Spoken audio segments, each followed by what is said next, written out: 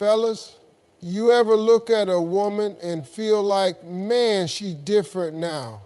She's glowing, not because of makeup, not because of filters, not something deeper. You can't afford her peace, you can't touch her spirit, and guess what? She's not mad. She's upgraded. This one's for every woman who stopped chasing validation and started owning her worth. Let's talk about how she went from overlooked to undeniable. Step one, she stopped explaining herself. She stopped explaining herself because she finally realized that people hear only what they want to hear, not what she's actually saying. She got tired of repeating her intentions to people who were already committed to misunderstanding her. It wasn't that she stopped caring, it's that she started caring more about her peace than their approval. Every time she tried to explain herself, she felt like she was shrinking, like she had to justify being who she is, what she wants, how she loves, why she sets boundaries. And that became exhausting. She began to notice a pattern. Those who truly respected her never needed an explanation. They listened, they observed, they understood without making her defend herself. But the ones who constantly needed a breakdown of her decisions, they weren't trying to understand, they were trying to control. They weren't asking to convince her that her way wasn't right unless it aligned with theirs. She grew out of that. She let go of the urge to over-explain why she needed space, why she changed, why she walked away, or why she said no. Silence became her answer. Distance became her response. She started showing up in her truth unapologetically. No disclaimers, no watered-down versions. And when people questioned her, judged her, or tried to make her feel guilty for choosing herself, she just didn't engage. It wasn't cold, it was clarity. She learned that her energy is sacred, and explaining herself to the wrong people is like giving the blueprint of her soul to someone who only wants to tear the foundation down. She no longer feels obligated to be understood by everybody. Not everyone is qualified to hear her truth, and not everyone deserves access to her inner world. Step two, she learned to say no without guilt. She learned to say no without guilt because she finally understood that her worth wasn't tied to how much of herself she gave away. For years, she was the one who showed up even when she was running on empty. She was the yes girl, yes to favors, yes to last-minute plans, yes to people who only remembered her when they needed something. Deep down, she feared that saying no would make her seem selfish, ungrateful, or worse, unlovable. So she kept stretching herself thin, hoping to be seen, hoping to be valued. But eventually the weight of being available to everyone started costing her. Her time, her energy, her mental peace. And one day she looked around and realized that all those yeses were building a life that didn't even feel like hers. She was living to please others and ignoring her own needs in the process. The resentment started to build, not toward them, but toward herself. Because every time she said yes when she wanted to say no, she betrayed. That's when the shift happened.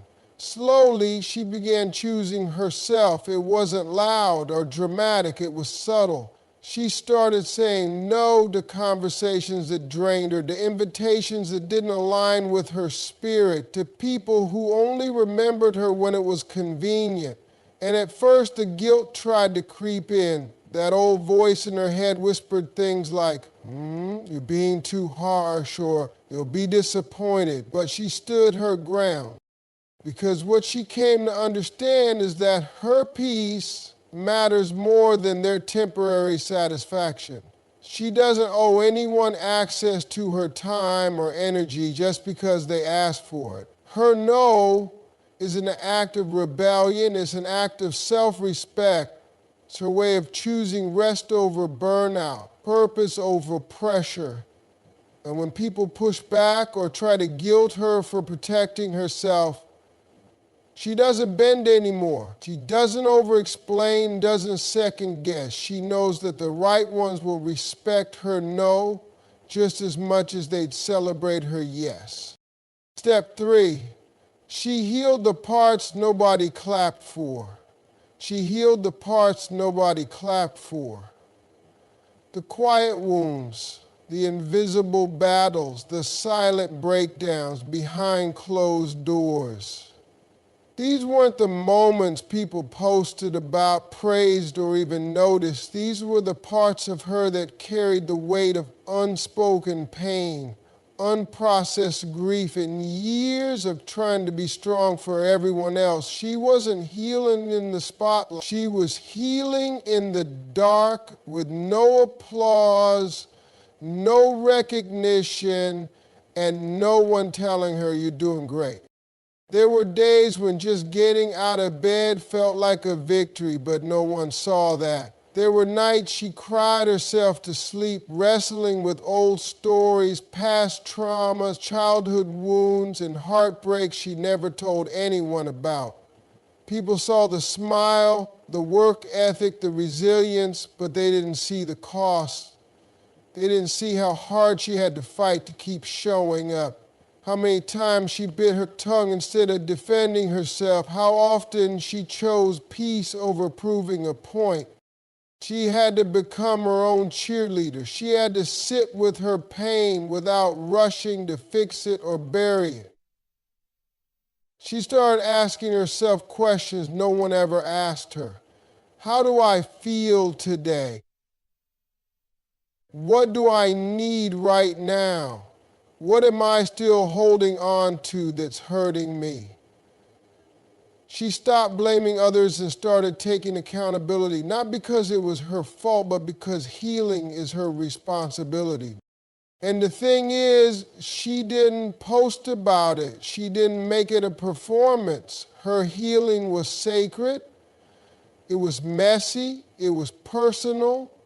It meant breaking cycles that had been passed down for generations. It meant saying goodbye to versions of herself that were created just to survive.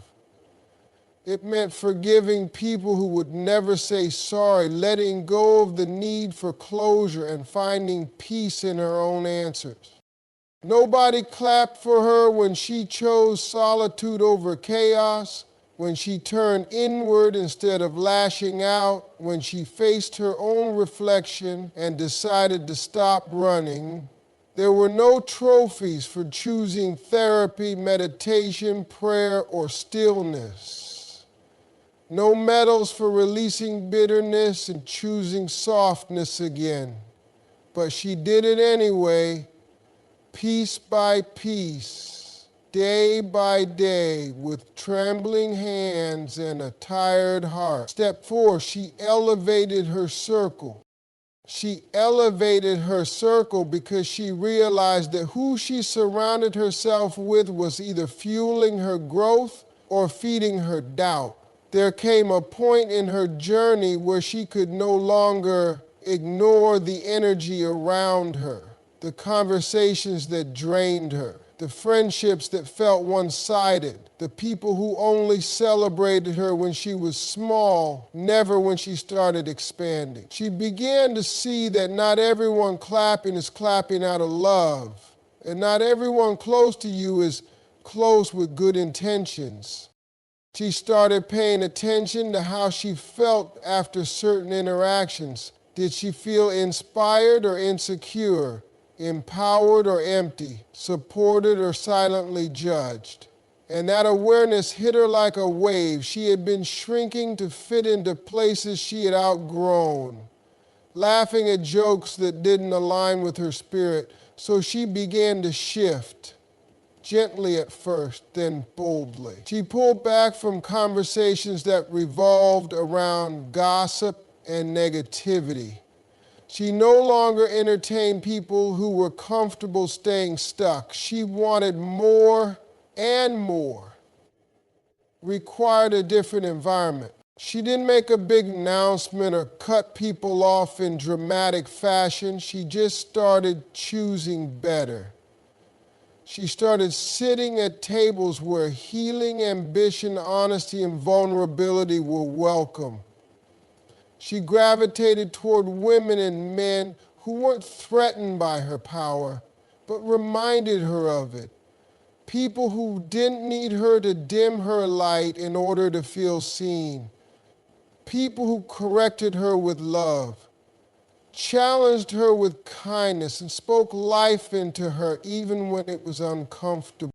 And the more she grew, the more she understood. Proximity doesn't equal connection. Some people are near you, but not for you. She learned to stop confusing history with alignment. Just because they've been around for years doesn't mean they deserve a seat in her future. She became selective, not out of arrogance, but out of wisdom. Her energy had become too sacred to be spent on surface-level interaction. She now valued quality over quantity, deep connections over familiar habits. She started building a circle that matched the woman she was becoming, not the one she used to be. People who pray different, think different, speak different. People who remind her that it's okay to evolve, to outgrow, to let go without bitterness. Her circle started to reflect the healing and elevation happening within her. Step 5, she became her own validation. She became her own validation because she got tired of waiting for someone else to tell her she was enough. For so long, she measured her worth by outside opinions, by how many people approved of her choices, how often someone told her she was beautiful, how many likes she got, how quickly a message was returned, how much praise she received for doing what others expected of her. It became exhausting. Constantly chasing approval like it was oxygen. Every compliment lifted her temporarily, but the silence in between, that's where the insecurity lived. She started noticing how unstable her confidence felt when it depended on external feedback. One bad comment could ruin her day. One rejection could make her question everything. One person's absence could make her feel unworthy, and she was done living like that. She began to understand that validation coming from others is a luxury, but validation coming from within, that's power, that's freedom. She began pouring into herself in ways she used to expect from others. She started complimenting herself in the mirror.